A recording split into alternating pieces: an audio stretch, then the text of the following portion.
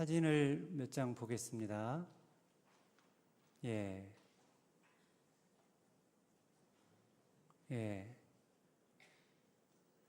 뭐 하는 사진들이죠?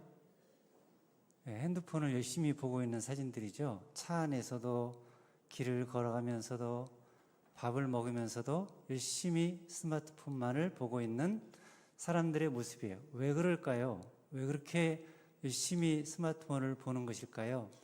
물론 다른 여러 이유도 있지만 중요한 것은 새로운 정보와 자극을 찾아서, 새로운 소식을 부지런히 찾아서 그것을 발견하라고 열심히 스마트폰을 이렇게 스크롤을 올리고 터치를 하고 또 인스타그램을 찾고 또 뭐를 하나요? 쇼폼이라고 하나요? 그것도 열심히 보고 막 그러는 거예요. 그리고 또 다른 앱으로 금방 또 막 넘어갑니다.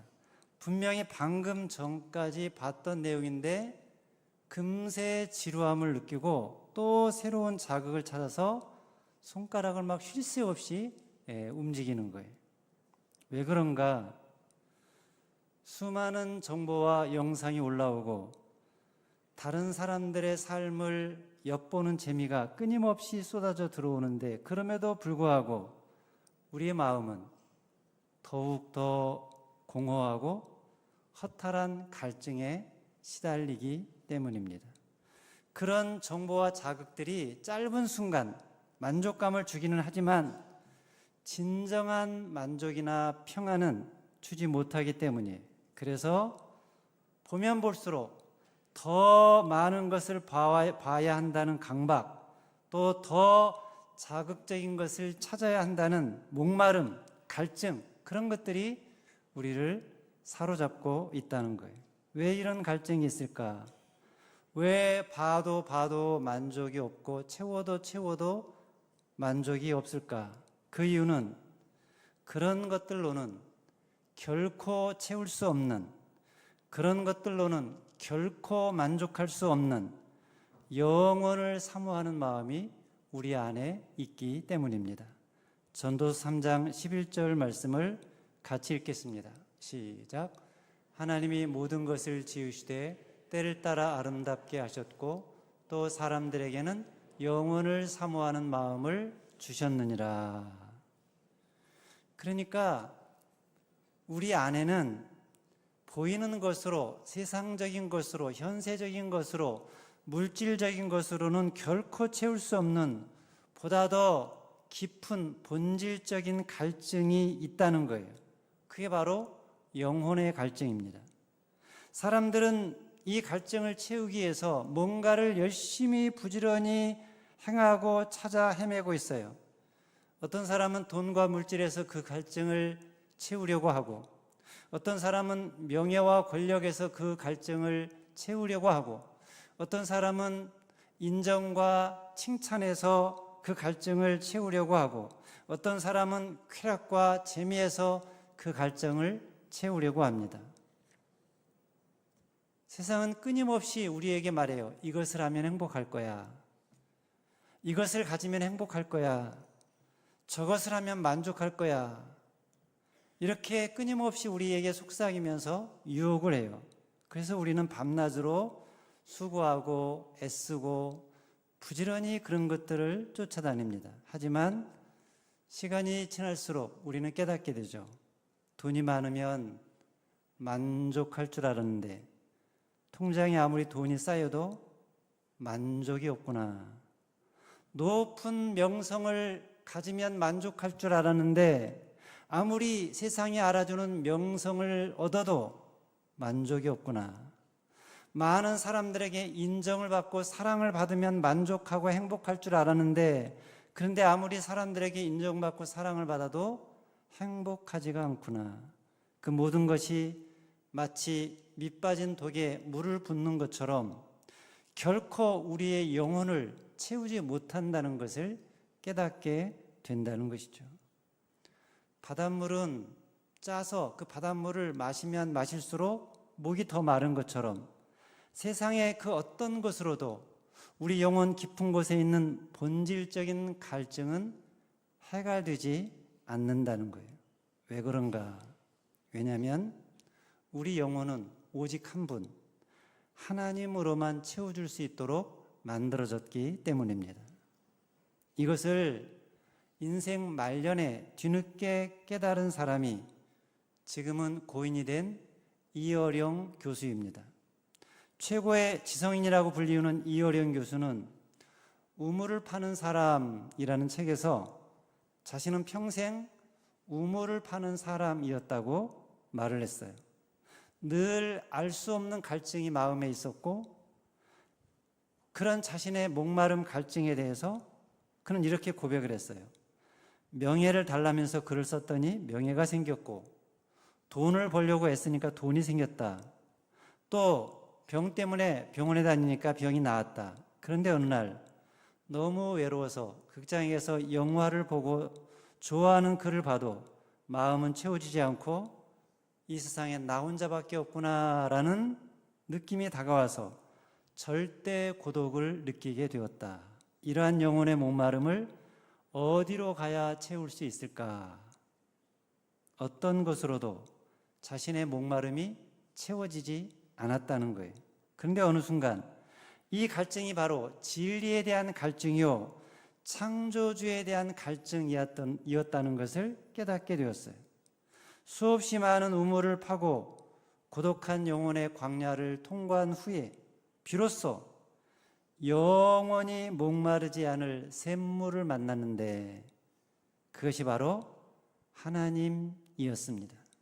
이어령 교수는 그렇게 진리의 하나님을 깨닫고 나니까 자신의 목마름, 갈증이 완전히 해결되었다고 간증을 했습니다. 그렇습니다. 사람은 진정으로 하나님을 만나기 전까지는 그 목마름이 해결되지 않습니다. 하나님 안에서 진정한 안식을 발견하기 전까지는 진정한 쉼을 얻을 수 없습니다. 세상 그 어떤 것도 어떤 사람도 우리에게 영원한 만족을 주지 못한다는 거예요. 하나님이 있어야 합니다. 하나님을 만나야 합니다. 그런데 안타까운 것은 요즘 사람들 마음에서 점점 하나님의 존재가 사라지고 있다는 것입니다. 무슨 말이냐? 하나님이 없어도, 하나님을 믿지 않아도 얼마든지 잘 살 수 있다라고 착각하고 있다는 거예요. 그래서 요즘 기독교 사회학자들은 대체 종교 이론이라는 것을 말하고 있습니다. 대체 종교 이론이라는 것이 무엇이냐? 원래는 종교가, 기존에 있었던 종교들이 사람들에게 위로를 주고 도움을 주고 보상을 주는데, 그래서 사람들이 거기에서 어떤 도움을 얻고 위로를 얻고 보상을 받으려고 하는데, 이제는 그런 기존 종교에서가 아니라 다른 것에서 위로나 도움이나 보상을 얻으려고 한다는 거예요. 정치 참여나 사회봉사나 취미활동이나 예능이나 오락 등을 통해서 위로를 얻고 평안을 얻으려고 한다는 거예요. 여러분에게 한번 묻겠어요? 여러분, 그런 것을 사람이 열심히 추구한다고, 그러니까 정치에 참여하거나 사회봉사활동을 하거나 취미활동을 하거나 게임을 하거나 오락을 한다고 거기서 진정한 만족을 얻을 수 있을까요? 거기서 진정한 평안을 얻을 수 있을까요? 하나님 없어도 돈만 있으면 얼마든지 행복하게 잘 살 수 있을까요? 돈 잘 벌고 큰 집에서 좋은 차 가지고 있다고 그 영혼이 만족할 수 있을까요? 내 말을 잘 듣는 사랑하는 애완견, 그 애완견을 데리고 산책을 하며 다니면 거기서 진정한 평안과 안식을 얻을 수 있을까요? 주말마다 좋아하는 곳에 가서 캠핑을 하고 하룻밤 멋지게 차박을 하고 오면, 그러면 우리 영혼이 저절로 힘을 얻게 될까요? 물론 일부분, 일시적으로는 위로를 얻고 평안을 얻을 수 있겠죠. 그러나 그런 평안은 금방 사라집니다. 우리 영혼은 창조주 하나님을 만나기 전까지는 결코 평안할 수 없고 만족할 수 없기 때문입니다. 하나님을 만날 때 진정 목마름이 해갈되고 참된 만족을 얻는다는 거예요. 주님이 말씀하셨잖아요. 친히 이 물을 마시는 자마다 다시 목마르려니와 내가 주는 물을 마시는 자는 영원히 목마르지 아니하리라. 수고하고 무거운 짐진 자들아 다 내게로 오라. 내가 너희를 쉬게 하리라. 진정한 쉼이, 진정한 안식이, 진정한 평강이 우리 주 예수님 안에 있다는 거예요. 그러므로 우리가 찾는다면 주님을 찾아야 합니다. 우리가 갈망한다면 주님을 갈망해야 해요. 오늘 본문에 나오는 시인이 그랬어요. 오늘 본문 시편 42편 1절에 보면 시인이 뭐라고 그랬습니까? 같이 읽겠습니다. 시작. 하나님이여 사슴이 시냇물을 찾기에 갈급함같이 내 영혼이 주를 찾기에 갈급하나이다. 자, 여러분, 하나님을 이렇게 갈급한 마음으로 찾고 있는 이 시편의 저자는 누구일까요? 이 시의 표제를 보면 고라자손의 마스길, 인도자를 따라 부르는 노래라고 써 있는데요. 마스길이라는 말은 교훈이라는 뜻이니까 고라자손이 부른 교훈시라고 할 수 있어요. 그런데 주석가들 중에는 이 시의 원저자가 다윗이라고 주장하는 사람들도 있습니다. 당시 고라자손은 레위 지파에 속했는데, 그러니까 성전에서 찬양을 담당하는 사람들이었는데, 다윗이 이 시편을 쓰고 고라 자손에게 줘서 노래로 만들어 부르게 했을 것이다 라고 추측을 하는 거예요. 물론 정확하지는 않아요. 그러니까 우리는 이 시편의 저자가 정확하게 누구인지는 확실히 알 수 없지만 분명하게 알 수 있는 한 가지 사실은 이 시인은 지금 몹시 낭망하고 불안에 떨면서 갈급하게 하나님을 찾고 있다는 것입니다.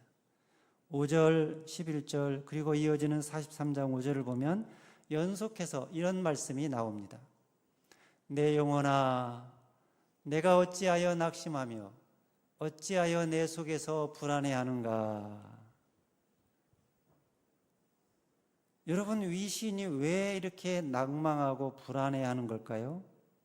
본문에는 그 내용이 구체적으로 나와 있지 않지만 전후 문맥이나 이스라엘의 상황을 살펴볼 때 대충 짐작할 수 있어요. 먼저는 암담한 현실 때문입니다. 지금 이 시인의 상황이 자유롭지가 않은 것 같아요. 볼모로 잡혀있든지 포로로 잡혀있든지, 그래서 자유롭게 하나님 앞에 나갈 수도 없고 예배를 드릴 수도 없는 그런 상황이에요. 더군다나 사람들의 틈바구니 속에서 외롭게 고통을 당하고 있어요. 주변에는 사람들이 자꾸 야유를 해요. 너 하나님을 믿는다고? 네 하나님이 어디 있어? 하면서 빈정거리고 야유를 해요. 그러니 마음이 낙심이 된다는 거죠. 그리고 그런 현실 앞에 있는 무능한 자신을 볼 때 낙심이 됩니다. 이 시를 보면 시인이 나라는 표현을 유난히 많이 사용하고 있어요. 나를 자주 사용하는 이유가 무엇입니까? 지금 이 시인이 나에게, 자기 자신에게 갇혀 있는 거예요. 자기 자신에게 매여 있는 거예요. 자기 자신에게 매여 있으면 매여 있을수록 어떻습니까? 연약한 자신의 모습으로 인해서 절망할 수밖에 없다는 것이죠. 그리고 또 하나 왜 절망하는가? 옛날과 지금을 비교하기 때문입니다. 과거와 지금의 상황을 비교해봐요. 전에는 사람들과 함께 마음껏 주님의 성소를 드나들면서 하나님을 찬송하고 하나님의 은혜 안에 행복하게 살았는데, 그런데 이제는 어떻게 되었는가? 마음껏 성소를 갈 수도 없고 사람들이 내 하나님이 어디 있느냐 비방을 하고, 그래서 하나님께 버림을 받은 것 같은 느낌이 들어요. 그러니 자신의 처지가 너무나 한심해 보이는 거죠. 사람은 어제보다 오늘이, 오늘보다 내일이 좀 나아야 희망이 생기고 소망이 생기는데 어제보다 오늘이, 오늘보다 내일이 더 암담한 거예요. 그러니까 낙심이 되는 거죠. 이때 이렇게 낙심이 될 때 시인이 어떻게 했습니까? 누구를 찾았습니까? 하나님을 찾았어요. 하나님을 찾는데 어떻게 찾았다고 그랬습니까? 사슴이 시냇물을 찾기에 갈급함 같이 찾았다고 했습니다. 여러분, 사슴이 어떤 짐승이죠? 사슴은 굉장히 날렵한 짐승이에요. 몸놀림이 아주 가벼워요. 그리고 그 뿔이 아주 아름다운 귀티나는 짐승이에요. 그래서 산속의 귀족이라고 불려요.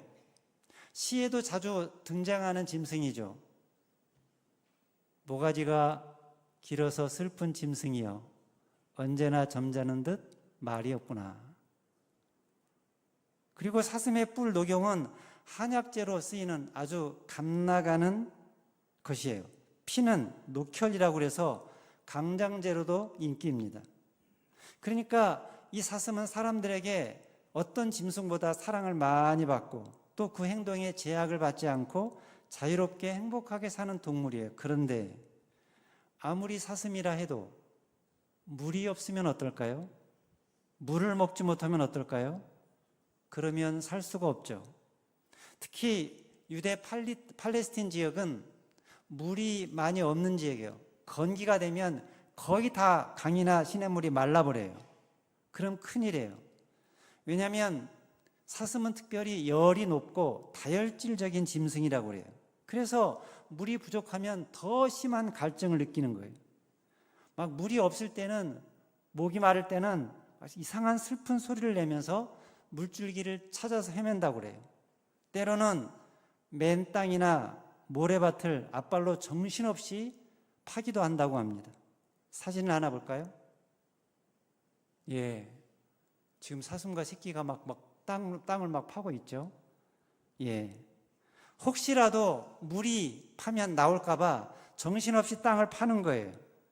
이렇게 절박하게 물을 찾아 헤매는 사슴처럼 누가 이렇게 하나님을 찾는다는 거예요? 오늘 본문의 시인이 자기가 하나님을 찾기에 그렇게 갈급하다고 말을 한 거예요. 40편 1절 2절을 같이 읽겠습니다. 시작. 하나님이여 사슴이 시냇물을 찾기에 갈급함같이 내 영혼이 주를 찾기에 갈급하니이다. 내 영혼이 하나님 곧 살아계시는 하나님을 갈망하나니 내가 어느 때에 나아가서 하나님의 얼굴을 배울까? 여러분, 이 시인이 하나님을 왜 그렇게 갈망하는 것입니까? 왜 그렇게 하나님을 찾는 것입니까? 하나님께 어떤 도움을 받기 위해서입니까? 하나님의 보호를 받기 위해서입니까? 하나님의 손으로부터 나오는 어떤 선물을 기대해서입니까? 아니에요. 시인이 갈망하는 것은 하나님 자신입니다. 하나님 존재 자체입니다. 시편 63편을 지은 시인도 같은 고백을 해요. 63편 1절 같이 읽겠습니다. 시작. 하나님이여 주는 나의 하나님이시라. 내가 간절히 주를 찾되 물이 없어 마르고 황폐한 땅에서 내 영혼이 주를 갈망하며 내 육체가 주를 앙모하나이다. 하나님, 내가 하나님을 애타게 찾습니다. 물기 없는 땅, 메마르고 황폐한 땅에서 내 영혼이 주님을 찾아 목이 마르고 이 몸도 주님을 애타게 그리워합니다. 이 시인이 정확하게는 모르지만 어쩌면 다윗일 수도 있다고 그랬어요. 아니, 이 시편 63편의 시인은 다윗이에요. 그러므로 이 시편과 비슷한 구조를 가지고 있는 먼저 읽은 43편도 어쩌면 다윗이 지었을 가능성이 많습니다. 다윗이 지었다면 지금 다윗이 그리워하고 갈망하고 애타게 찾는 것은 다른 것이 아니었어요. 하나님입니다. 하나님의 얼굴을 보는 것입니다. 하나님의 임재 안에 거하는 것입니다. 하나님을 보면 제가 살겠습니다. 하나님을 만나면 제가 살겠습니다. 그러면 내 영이 평안함을 얻겠습니다. 그러면 진정 내 영이 안식을 누리겠습니다. 다윗은 누구보다 하나님을 찾기에 갈급한 사람이었습니다. 어떤 분은 이 시편은 다윗이 하나님 압살롬의 반역으로 인해서 피난 생활을 할 때 지은 시라고 해석을 합니다. 그러니까 반역을 피해서 쫓기고 있는 상황이에요. 그런데 그 상황 가운데서도 다윗은 목이 마른 사슴이 시냇물을 찾기에 갈급함 같이 자기가 하나님을 찾기에 갈급하다고 말을 한 거예요.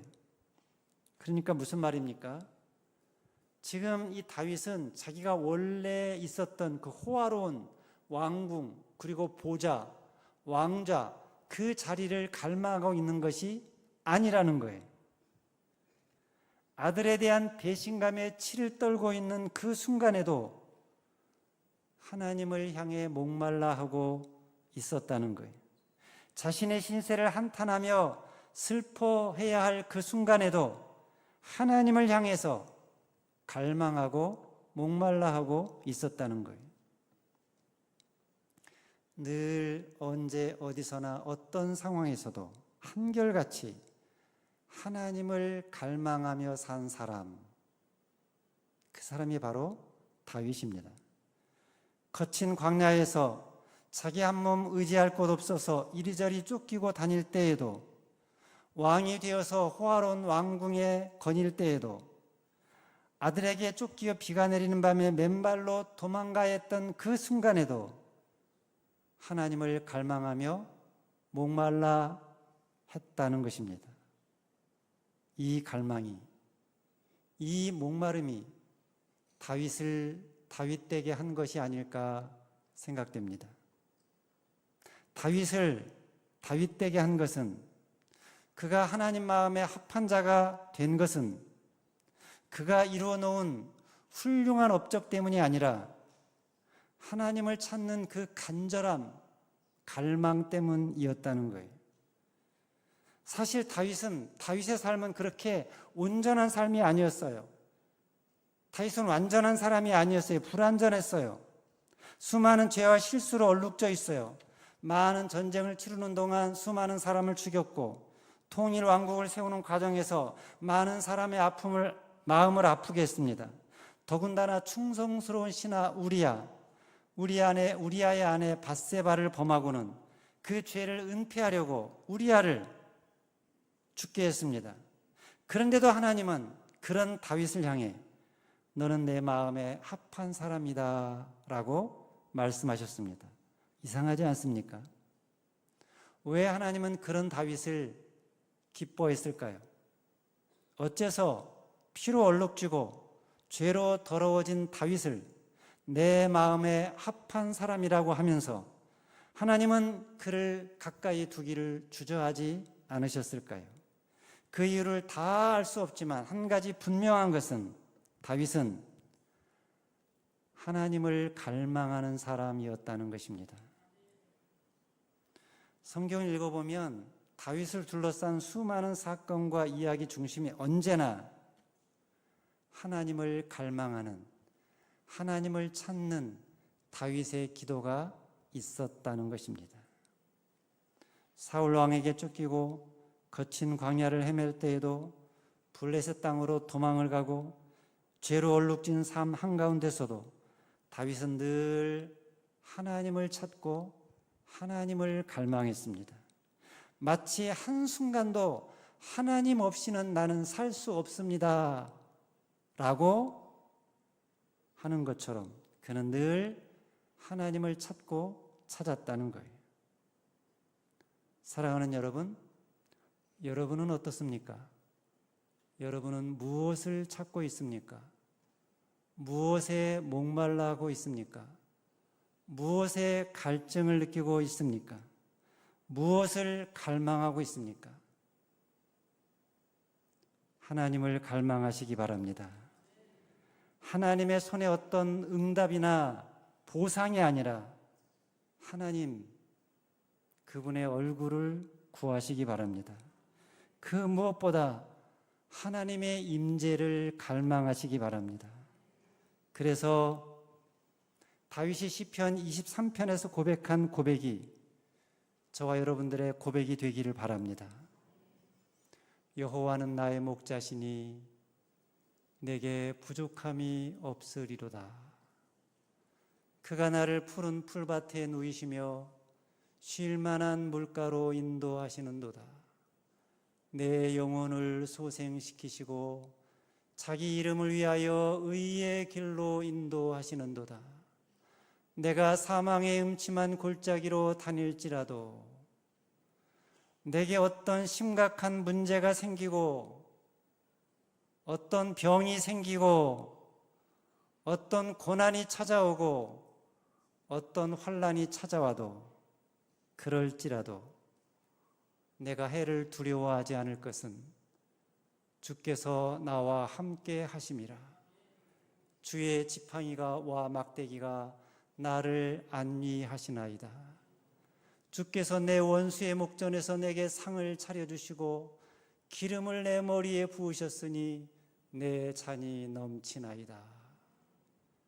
내 평생에 선하심과 인자하심이 반드시 나를 따르리니 내가 여호와의 집에 영원히 살리로다. 기도하겠습니다.